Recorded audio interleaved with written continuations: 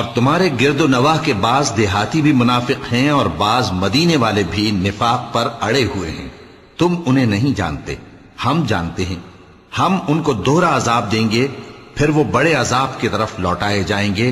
اور کچھ دوسرے لوگ ہیں کہ اپنے گناہوں کا صاف اقرار کرتے ہیں، انہوں نے اچھے اور برے اعمال کو ملا جلا دیا تھا۔ قریب ہے کہ اللہ ان پر مہربانی سے توجہ فرمائے، بے شک اللہ بخشنے والا ہے، مہربان ہے۔ ان کے مال میں سے زکوٰۃ قبول کر لو کہ اس سے تم ان کو ظاہر میں بھی پاک اور باطن میں بھی پاکیزہ کرتے ہو، اور ان کے حق میں دعائے خیر کرو کہ تمہاری دعا ان کے لیے موجب تسکین ہے، اور اللہ سننے والا ہے، جاننے والا ہے۔ کیا یہ لوگ نہیں جانتے کہ اللہ ہی اپنے بندوں سے توبہ قبول فرماتا اور صدقات و خیرات لیتا ہے، اور یہ کہ اللہ ہی توبہ قبول کرنے والا ہے، مہربان ہے۔